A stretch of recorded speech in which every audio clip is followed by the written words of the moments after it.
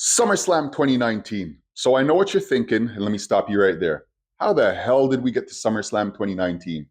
Well, as always, I was sitting around bored, and what I decided to do was watch some wrestling. What event did I choose? SummerSlam 2019. Why? Well, because goddamn it, I was there. And I figured I have some pictures, I have some videos. Why not put this on the channel? I was actually sitting at a desk and I didn't even bring my laptop. And the funniest thing happened. I was thinking, how the hell am I going to write notes for this show as I watch it? As I sit at a desk with office equipment, with paper and highlighters and pen. You remember those things? Let's get into it.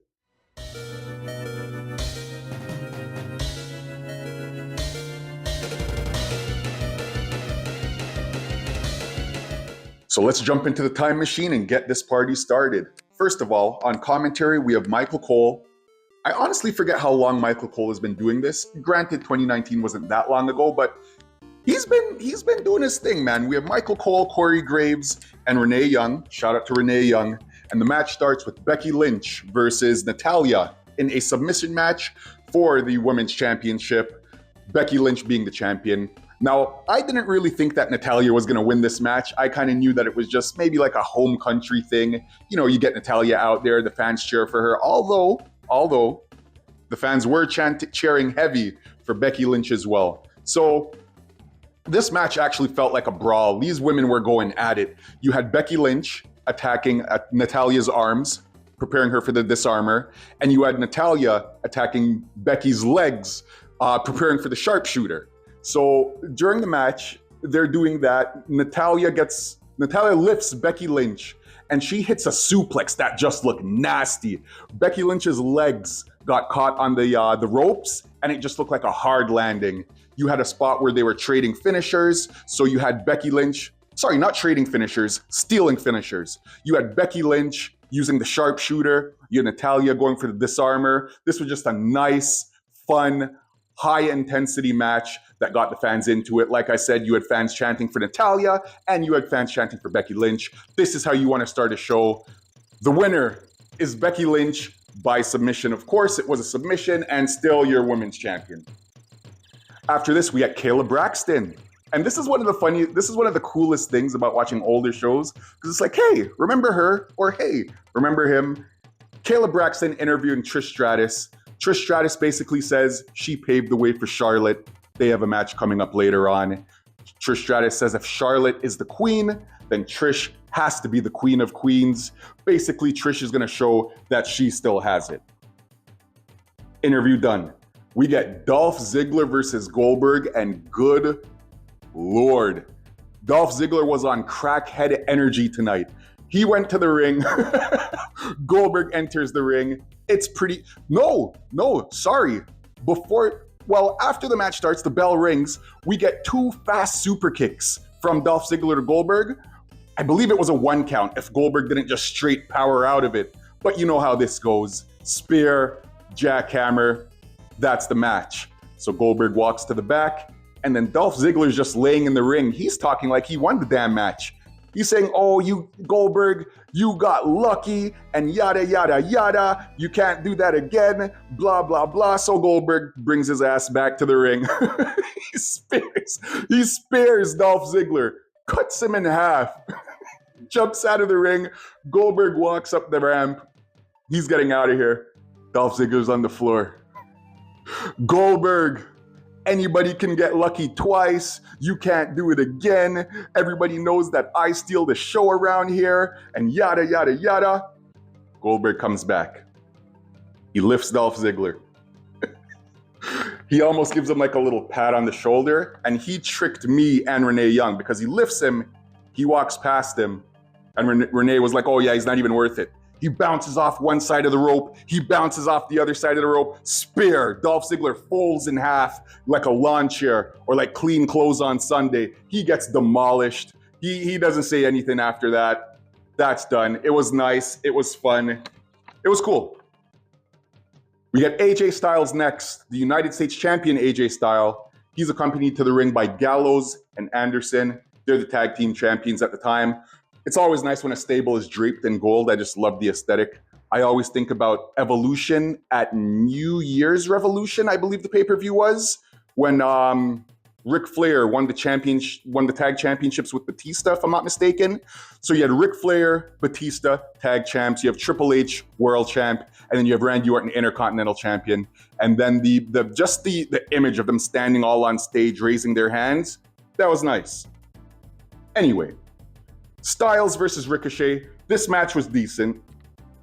Ricochet, there's a spot where Ricochet's on the ropes. Ricochet's on the apron. You have Gallows outside, Anderson outside, and then AJ Styles outside. And Ricochet steps off of Gallows, steps off of Anderson, and then hits this sick Hurricane Rana on AJ Styles. Who the hell thinks of this stuff? Well, Ricochet, obviously, but how do you even figure out that you can do something like that? Like, my feet have to be firmly planted on the ground, but hey, I guess that's why I'm reviewing it and not in the ring, right? So you get a springboard off the top rope with one leg. Ricochet does this as well. Again, how he thought to even do that. He was selling the leg injury. He hit this beautiful springboard off the ropes with one leg. Look friggin' sick. I don't even know how Zach Gowen would be proud. If you know, you know. AJ Styles, of course, attacks the leg. We get a little bit of interference at the end by Gallows and Anderson. AJ Styles win this match with the Styles Clash. After the match, you get Gallows and Anderson. They pick Ricochet up. They hit the Magic Killer. Ricochet's left laying in the middle of the ring. Beaten, battered, no championship, no friends. Let's get this out of here. Next, we got the NXT Tag Team Champions, the Street Profits. They're backstage, draped in their purple and red Raptors attire. Man, I love when people do this. There was a time when, I believe it was the SmackDown before this pay-per-view, the Velveteen Dream also paid tribute to the Raptors. Being from Toronto, biased as hell, obviously. I love this shit, man. This was phenomenal. Anyway, Street Profits are backstage. Dawkins, I don't know if you guys remember, but this was the time he was kind of crushing on Nikki Cross. So he's basically just shooting a shot. And who walks in? Woo! The 16-time limousine riding, jet flying, kiss stealing, wheeling dealing, son of a gun, Ric Flair. He basically walks back there. So he's partying with them. He's strutting. Tez is dancing. Dawkins is dancing. This was nice. I literally wrote here, if you guys would like and sub, that would be friggin' phenomenal. And I would appreciate it. It helps. It helps. Show goes on. We got Ember Moon versus SmackDown champion Bayley for the SmackDown Women's Championship. Bayley uses a reverse Boston Crab. I didn't even see this move before. So obviously, picture a Walls of Jericho, but the person doing the move is staring at the person's back of their head. So she almost like, you remember when Patrick was able to touch his toes from SpongeBob? That's basically what it looked like. Bayley wins off the top rope, Bayley to belly, almost puts Ember Moon through the ring. Phenomenal. Next, we get Kevin Owens versus the best in the world. Not CM Punk, Shane McMahon. You guys remember when he won that tournament? And it's KO's career on the line. Shane McMahon names Elias as an enforcer. This was the time that Kevin Owens was losing his mind over Elias. Elias was just a thorn in his side at every opportunity. So Shane throws Kevin Owens from the apron to the barricade. This looked crazy. I don't know how Kevin Owens got the hell back up. Kevin Owens hits a pop-up powerbomb. You have Elijah distract. Oh, Elijah. What was I thinking? Elijah Burke. You have Elias distracting the referee. Elias runs distraction again, gets taken out by Kevin Owens with a chair. Kevin Owens hits Shane McMahon with a low blow after distracting the referee with a chair. KO wins via the Stone Cold Stunner, or I guess the Kevin Owens Stunner.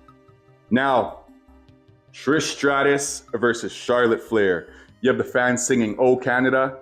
This is pretty dope. I always like this. You have Charlotte dropping Trish Stratus on the steps. And again, at this time, you may not know this based on my, I don't want to say recent Charlotte comments, but yeah. If you've watched some of my previous reviews, you know how I feel now about Charlotte Flair. But I say that to say, at this time, Charlotte Flair was actually, I don't have it here. I'll show you guys after. Charlotte Flair was actually my favorite female wrestler. So how the mighty have fallen. Trish hits a top rope Hurricane Rana. It looked very nice. You also have Trish Stratus using Charlotte's move, the figure four, and then she bridges into the figure eight. Will she tap out? Absolutely not. Charlotte wins after putting her own figure eight onto Trish Stratus. Next, we get Bret Hart in a backstage segment with Seth Rollins, telling him that he'll be watching his match, and then we get a 2K20 promo. Yeesh. I've been getting the SmackDown games since SmackDown 1 on the original PlayStation, and that was the first time I skipped a WWE main game release was 2K20, because I looked at it and I was like, man, I love you, but hell no, hell no. No, like that. Woo! We got WWE Champion Kofi Kingston versus Randy Orton. Now we get Kofi wearing the Raptors purple and red. Again, it's nice to see. And also what was really nice to see was Big E. So we get Kofi Kingston, we got Big E accompanying him to the ring. They're both in their Raptor purple and red. It was nice. Shout out to Big E. Injuries are always unfortunate, man. Like it sucked that he had to get dropped on his neck. And this is why it kind of strikes a nerve when people go out of their way to call wrestling fake. Oh, you know it's fake, right? Meanwhile, they'll watch X, Y, and Z and this show, and they'll line up to watch movies. I never understood why only wrestling gets this kind of flack, but moving on. We get a crossbody reversed into an RKO. Kofi Kingston rolls out of the ring. Randy Orton taunts Kofi's family while he's outside of the ring. And this match ends in a count out. I was kind of curious to how this match was going to go. I didn't remember. I thought Kofi was going to pin Randy Orton clean. I don't know what I was thinking. Of course, it was a count out. Both men are distracted. And you just have Kofi Kingston just snapping. He grabs a kendo stick. He's beating the hell out of Randy Orton. He brings him into the ring. He hits a Trouble in Paradise. Randy Orton is left laying in the middle of the ring. Kofi's still champion.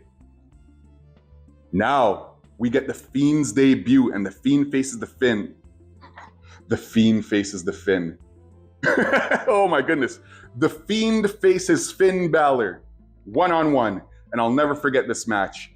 This entrance was beautiful. I don't know what I was on, what I was doing, why I didn't record this.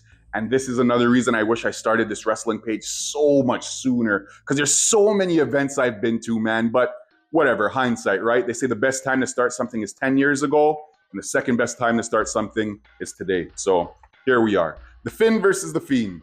I said it again. Whatever. The Fiend's entrance was beautiful. You had the fireflies. You had everybody waving their cell phones. Maybe that's why I didn't record it. I was waving my cell phone. I was a firefly. So there you have it. He comes out with the Bray Wyatt lantern with the head, the Bray Wyatt head. I was like, yo, my friends were texting me from home. They were like, bro, this entrance is fire. I went home, I watched it again. Chef's kiss. Oh my goodness. So we pretty much get, Finn is a better man than me to wear all white, because after that entrance, I would have crapped myself. We get the spot in the match where Finn Balor is basically sitting down and the Fiend goes behind him. He grabs his neck and almost in like a Def Jam Vendetta blazing move, just twists it. And I was like, holy, yo, I thought my boy was out of here. Good thing you're wearing white. All you need is the robe and you're ready for those pearly gates, because that was crazy.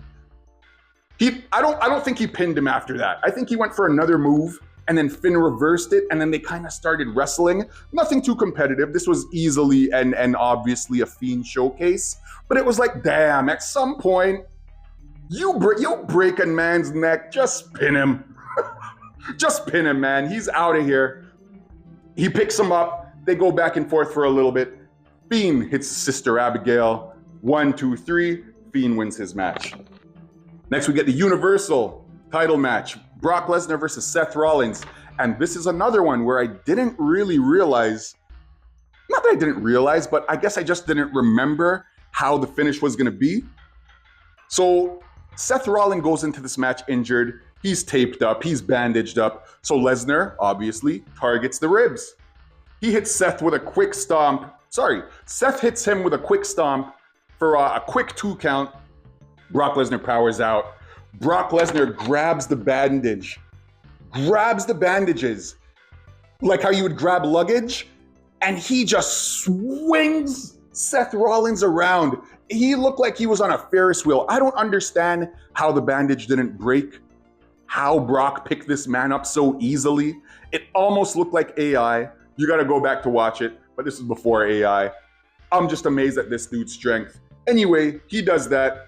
Seth Rollins takes a little trip, speaking of luggage, to Suplex City.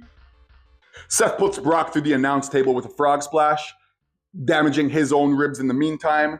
You have Lesnar kicks out of another stomp, and I legit, like I said, I was watching this match on the edge of my seat. Legit forgot who won. Seth escapes an F5, hits another stomp. 1, 2, 3. Seth Rollins is your new Universal Champion. So SummerSlam, this was a friggin' awesome show. This was awesome. This was such an easy watch.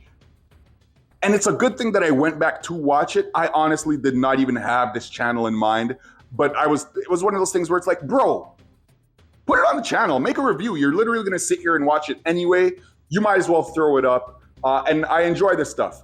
Hopefully you guys enjoyed it too. If you did, again, leave a like and subscribe.